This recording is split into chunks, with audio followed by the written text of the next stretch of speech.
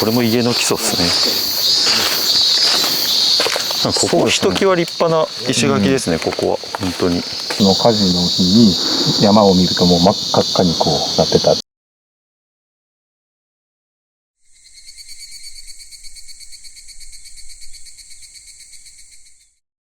力石。かつて京丹後市京丹後町に存在したこの集落は1957年4月7日未明に起きた大火によって一夜にして灰燼と帰しました。この事件は当時の新聞でも大きく取り上げられ、周辺集落の人々にも大きな衝撃を与えました。多くの住人は住む家となりわいを一度に失い、やがては故郷を離れ、各地へ散り散りとなっていきました。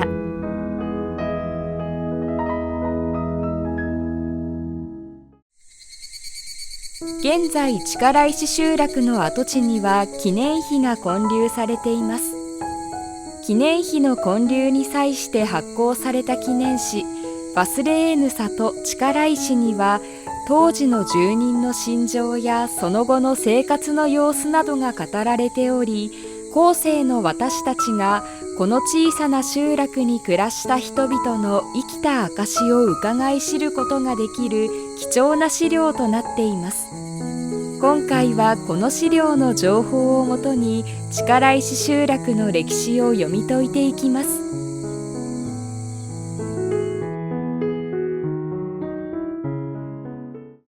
おはようございます。おはようございます。ここはどこですか？京都府京丹後市。初めての土地。庁舎前みたいですよ。市役所でしょうねこれ。しかもめっちゃ早朝です。この京丹後っていうのはね、結構廃村が多い場所なんですけど、今日僕らだけじゃないんですよね。後で紹介すると思うんですけど、強力な助っ人をお招きして今日はちょっと取材に挑みたいなと。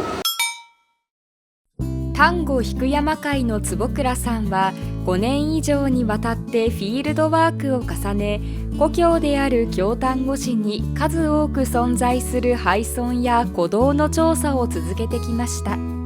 今回は坪倉さんに協力を依頼し、力石をはじめとした廃村を案内していただきました。力石はね、もともとは全然違う場所にあって、そこに集落全体が移ったとかで、なんかまた面白いストーリーがあったりとかするんですよ。なんでまた移ったんですか？災害とかの？そうなん、その通りの災害なんですよ。災害でもっと下にあったものが今石碑が建ってるところの周辺に移って、最後火事にあれだったんですけども、ですから神社なんかはその今石碑があるところよりももっと元あった下の集落跡に神社が残ってて、そこなんかも探索して歩いたことありますけど、最終的には手前の集落にも合祀されて違う神社に一緒になったりとか。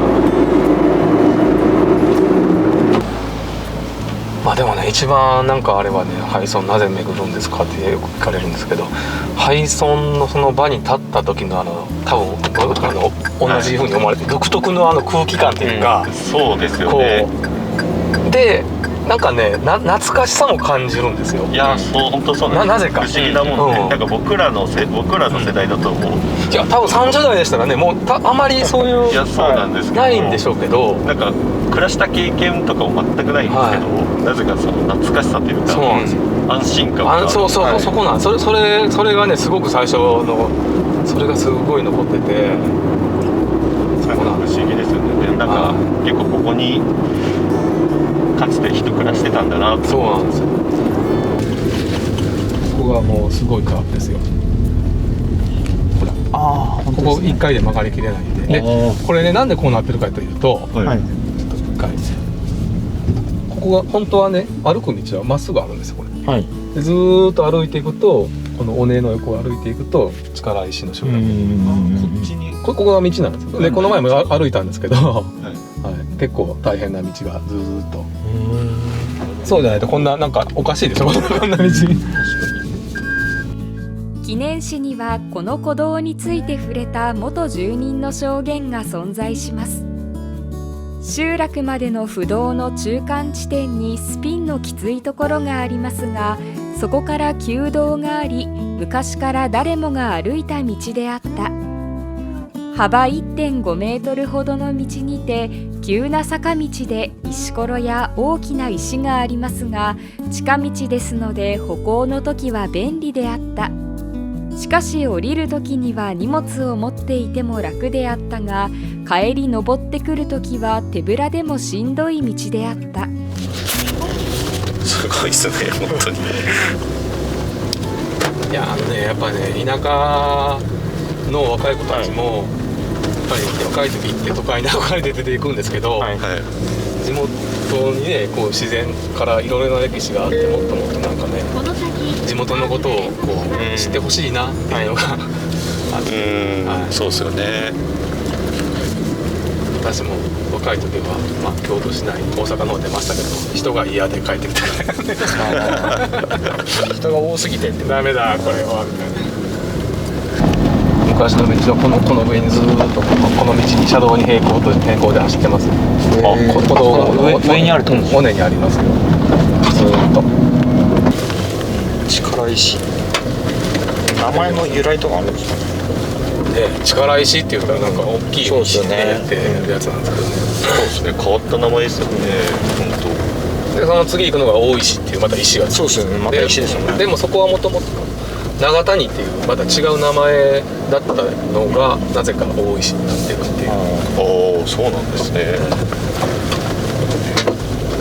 ただなぜそうなったかっていうと、今は丹後町ですけど、もともと八坂町の集落で、八坂町の時は多分長谷っていうのだったんですよ。でそれでこっちの丹後町に編入した時に大石っていうふうに呼ばれるようになったのか、ちょっとその辺よくわからないですけど、ただ大石っていう名前の由来は、大石の集落の耕作地が奥にあるんですけど、そこにとんでもない大きい石があるのはあります。ああ、なるほど。これかなと思って見てください。この辺りから耕作地ですね、もう。力石の多分これ田んぼ、こう水があるんで田んぼ跡で、ほんで、さっきの、近道でみんな歩いていったっていうのがここに出てくるんですよ。ここに出るんですね。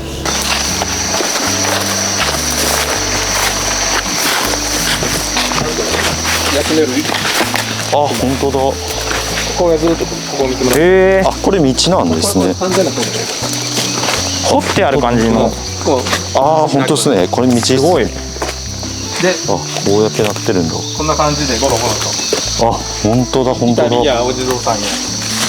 ああ、なるほど。こういうの目印なんですか。多分上がってきてここで。でこの巨木が多分そういう意味もある。すごい巨木ですね、これ。確かに。ほぼ登りきり、集落にあと100メートルほどのところに立派な腰掛け用の石が置いてあり、大きなタモの木の下は夏でも涼しかった。また木の根元にはお地蔵さんが数体置いてあり、皆手を合わせ旅の安全を願った。この辺りから家が出てきます。石垣がすごいですよね。ああ、本当だ。こっちもすごいですね、これ。こっちもこっちも。これももう石垣だ。一応不動なんですよ、これ。不動653なんですよ。こんな不動。はい、ということで、今日は京丹後市にある廃村をいくつか回ろうと思っていまして、で、京丹後の廃村にとてもお詳しい第一人者と思ってるんですけれども、はい、今日は特別にゲストに来ていただいてます。はい、京丹後市に在住の坪倉と申します。日頃から山歩きとか廃村巡りをしてまして、今日はいろいろと数カ所の廃村をご案内していこうかと思っております。よろしくお願いいたします。はい、よろしくお願いします。坪倉さんは本当に大学の教授とかなんかそういう本当に専門の方とかも、そうもうガイドするぐらい、そう山のガイドで、はい、いろいろと本当にこの辺の廃村も5年ぐらいかけて全部回られて、5年からそうですね、5、6年ぐらいかけて、で今回り80箇所ぐらいあるんですけども、なんでちょっと坪倉さんにご案内いただきながら、廃村見て回れたらと。はい、はい、よろしくお願いします。よろしくお願いします。でここはということで、一番最初に連れてきていただいたのは、力石というところですね。これはどんな感感じのとこなんでしょうか。そうですね、ここは昔、昭和の32年ですかね、ちょっと火事で、ほぼ集落のほとんどが燃えてしまったっていう廃村なんですけども、で最近、4、5年前ぐらいにここに石碑が元、あ、本当ですね。真新しい感じの。新しいあ、4、5年前なんですね。だと思うんですなんか歴史がけどね。書いてあるんいろいろと書いてですね。ますね。あ、本当ですね。はい、ここがあ、丹後ちりめん書いてます。あ、すごいな。すごい。すごい家戸数多いですね。こうやって見ると。結構な個数あったと思いますよ。あ、すごい。瓦葺きの屋根とかもあって。運命の日から61年、元住人の努力によりこの地に記念碑が建立されました。碑文には当時の大火の様子がありありと語られています。ここではその碑文の内容をご紹介します。丹後ちりめんを紡ぎ出す養蚕の里、竹野郡丹後町力石は昭和32年4月7日の大火で部落全滅の大打撃を受けた。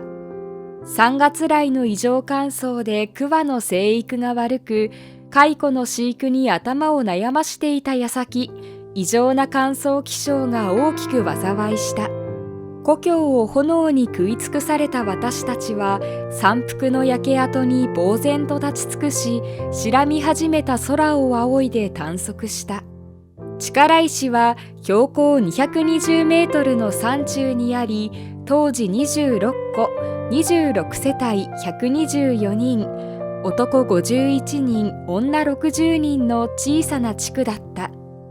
午前1時10分、火元方、風呂場煙突の加熱により出火、水も2キロ奥まった大石、河主両地区を流れる宇川をせき止め、山道へ水を流し、江戸時代の遺物の手押しポンプで全力を挙げて消火したものの、努力の甲斐なく3時間余りで23戸53棟を焼失した損害は、家屋、生活物資、農業関係、畜産、その他被災総額4102万4599円に上った。焼死したのは牛3頭、ヤギ1頭、鶏数は消火中に屋根から落ちて足を骨折した1人のみで、人的被害はなく不幸中の幸いでした。あの大火から60年、還暦を迎える年に多くの力石出身者のお力添えにより本碑建立が実現しました。先人たちが幾多の労苦の道のりを経て命をつないできた努力に感謝の誠を捧げ、ありがとうを申し上げ、安らかな永遠の眠りを心からお祈りします。ひ孫の世代、さらなる先になるかもしれないが、集落再興の時代が訪れることを願います。廃村から半世紀以上が経過し、そのほとんどが自然に飲み込まれたふるさとを前にしてもなお、未来の世代に復興の望みを託す元住人の郷愁が胸を打ちます。やっぱ地元愛ですよね、こういうのも。本当に。この文章は本当そうでした。最後の。そうですね、また。これが本当にね、これがもうすごいなと。また再興願われてるってことですもんね、地元の方も。そうですよね。まあなんかここの場合は本当に離村の仕方がその火事っていうそのどうしようもない事情なんで、自らしたくてしたわけではないですもんね、ここの方々も。あれだったら中に入ってますのでどうぞ。ああ、なるほど。あ、なんか感想よく意見を、はい、ありますね。駅とかありますよ、こういうの。こんな感じですね。あ、こういうのも置かれてるんですね。で、結構人来てますね。人壊れてますね。こうやって見ると。本当ですよね。あ、でもあっちの方行くと石垣がだいぶ残ってるんですね。おお。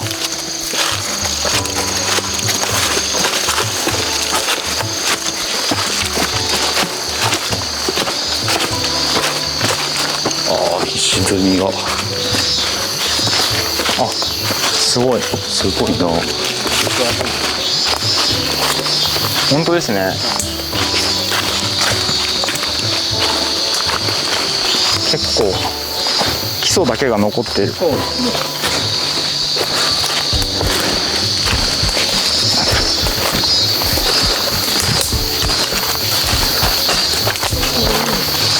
ああ、陶器とかが残ってますね。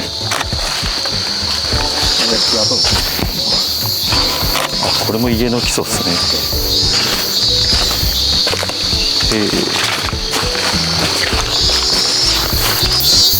川は近くないんですね、この集落は。そうですね。川はそっち向きが。ああ、なるほど。こっちにもちょっとした沢っぽいの。やっぱ火事になるとそうなんですよ。水をね、その大石集落の方から引いたみたいなことが書いてあったそうです。ああ、なるほどなるほど。大変だったそうですね、多分ね。そうですね、やっぱ水問題が。で当時火事の時にそのさっき車が走ってて、はい。どの辺りかな、竹野川というか川沿いを走ってる辺りから、はい。子供の頃その火事の日に山を見るともう真っ赤っかにこうなってたっていう。へえ、もう本当じゃあ全域というか、真っ赤っかでまあ一回火が出ちゃうと止められないですもんね。昔のね、本当にかやぶき屋根みたいな。全部木造でしょうし。あ、でもお皿とかがいっぱい落ちてますね。確かに。電線のあ、本当だ、これ電線ですね、これは。なん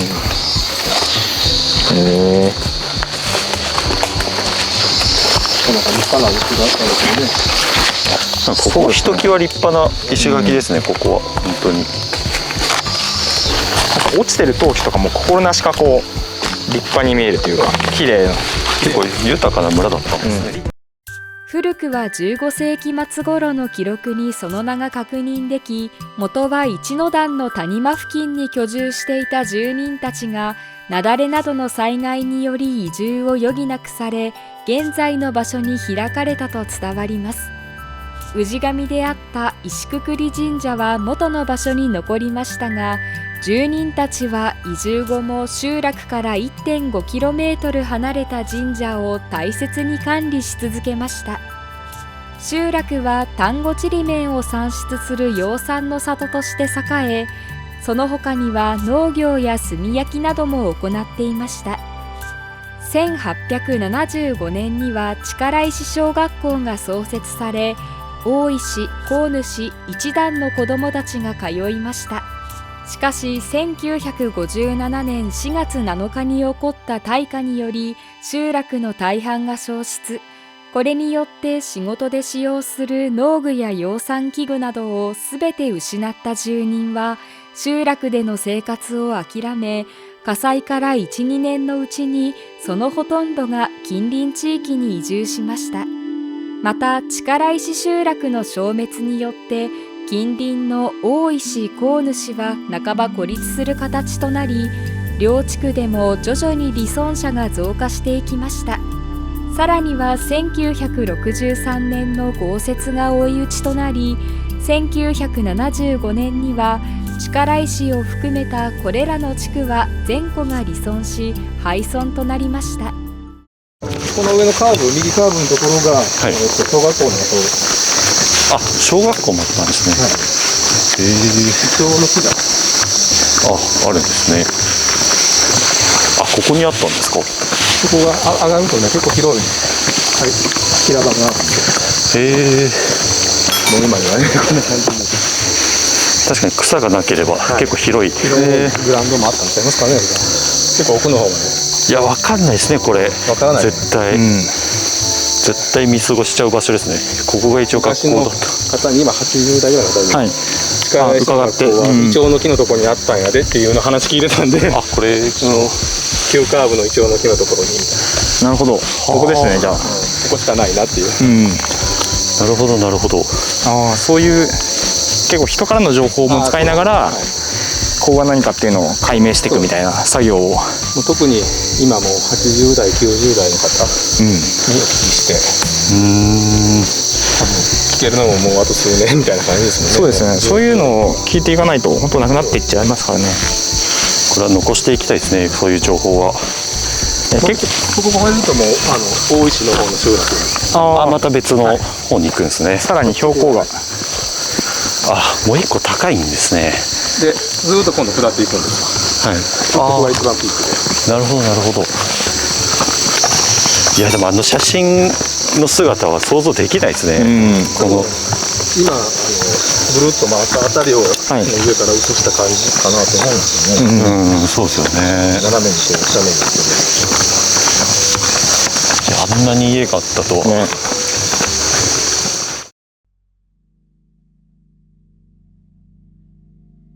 昭和32年4月6日、昼間姉と畑を耕し、大変美しい真っ赤な夕日を眺めながら帰宅したのを覚えています。皆昼間の仕事で疲れて熟睡しておるとき、7日未明、火事だという声で飛び起きますと、もう障子が真っ赤に映り、パチパチとわら屋根の竹の弾く音が聞こえてきました。消防団員の人が屋根に登り、火の粉を払ったり、手押しポンプで消火しようとしますが、池の水はすぐになくなり、手の施しようがございません。瞬く間にあちらこちらと火の手が上がり、消防団員の人も子どもたち、見ている人も、もうこれはどうしようもなく、村全部が焼けてしまうと思い、それぞれの家へ飛んで帰りました。私も急いで帰りますと、母親はタンスの引き出しを出しており、姉と私はタンスの引き出しを抱えて、大阪へ行く道の中ほどまで何回か往復しました。次に母親は鷹から米俵を落とし、それを姉と2人で両端を持って3俵ほど運びました。よく60キロもあるものを持って歩けたと思います。各家の土蔵には先祖代々の大切にしている数多くの品が詰まっていたと思います。それらが一瞬のうちに灰になるのを目の当たりにしますと、悔しさを通り過ぎ、涙も出ませんでした。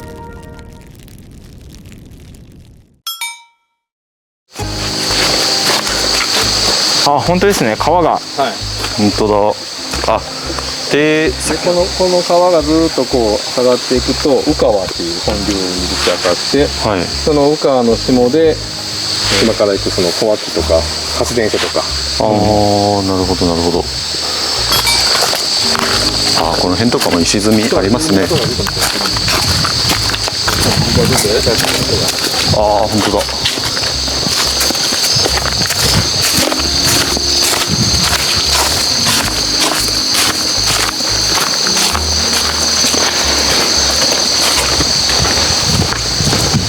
これもだいぶ立派な。すごいですね。すごい。ずっとこの結構奥の方まで。そうなんですね。めちゃくちゃ古そうな木だあれ。ずっと行くと、この尾根を越えたらすごい谷が、そこが交錯地に、この集落も多分交錯地になってて、そうなんですね。かまどの跡がある。本当だ。水道の跡とか。レンガだ。電気してたんですね。本当ですね。そうですね。電気が結構この辺りの集落は近くに発電所があった。なるほど。電気事情がなるほどなるほど。かまどっすね、これは完全に。この辺に家が集中してたんですね。だと思いますね。確かによく見ると奥の方にも続いていきそうですね。ここに何軒か並んでたんだろうなっていう。多分ここがその聖神社かなって言うんですけど。ここなんですね。なぜかなって思ったのはこれなんですよ。これですか。これほら。これ神社とかそういうところに。なんかお供え物するあれですよね。あ、本当だ。この痕跡から神社じゃないかっていうで、あと、誰だったかな。中学時かな。欅の巨木を見上げながらどうのこうのみたいな文章をどっかで見たんですよ。へえ、あ、ここに神これ社があったみたいな。なるほど。すごいな。多分この言葉なんかの文章を見たときに、あ、ここ来たんかなと思って、この木も枯れちゃってますね。でもこういうやっぱ巨木が結構ご神木になってたりするんで、可能性は高いですよね、本当に。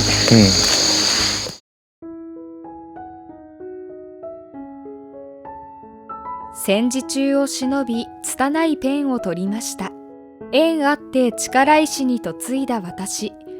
3ヶ月で15を頼むとの言葉を残した夫を小旗ふりふり戦地に送りました。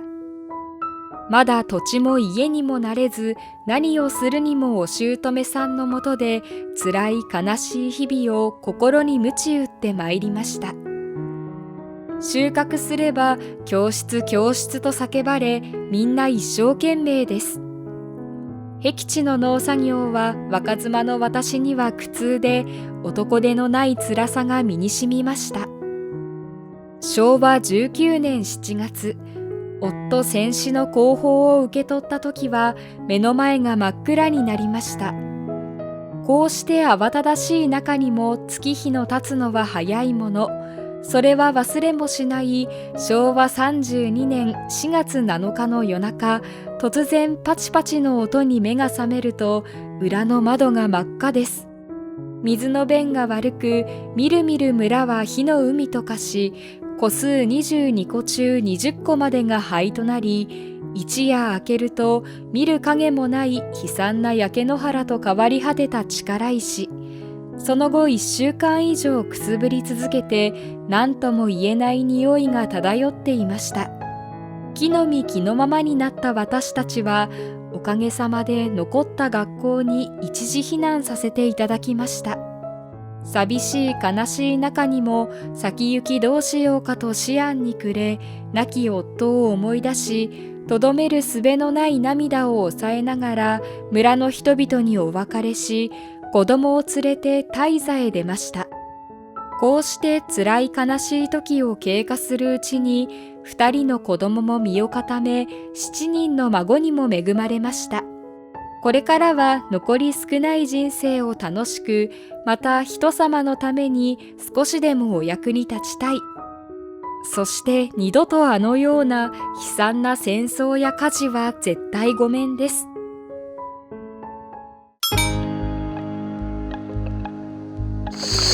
この個数としては何件ぐらいあったんですかね。同じ。すごい道沿いに。でもう少し先にも。綺麗に並んでるね、ここは。あ、石段がありますね、ちゃんと。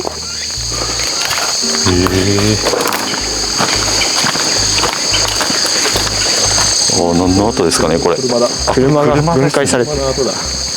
こんなに朽ちるんですね。すごいな。これさすがにうちらの視聴者でもこの車種はこれは何だろう。でも部品単位で分かるかもしれないよね。これなんだろう。これはだってな。こ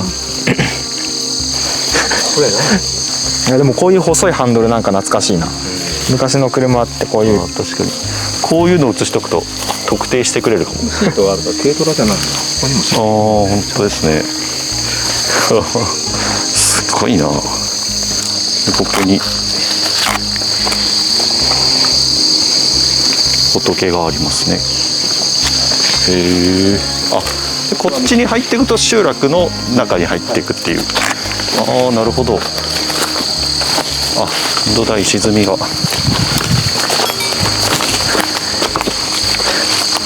んか柵がある。本当だ。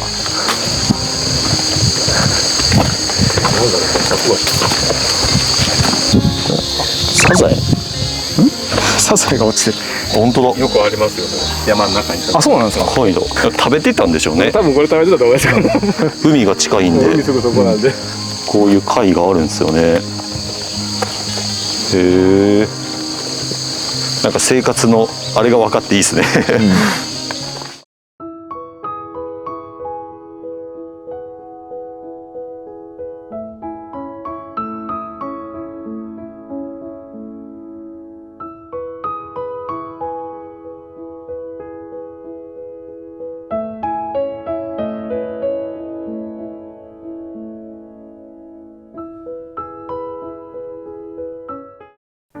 ご視聴ありがとうございました。ヒストリカは地域のこれまでの歴史とこれからの歴史を発信する地方創生メディアです。このチャンネルを気に入っていただけたら、ぜひグッドボタン、チャンネル登録をお願いします。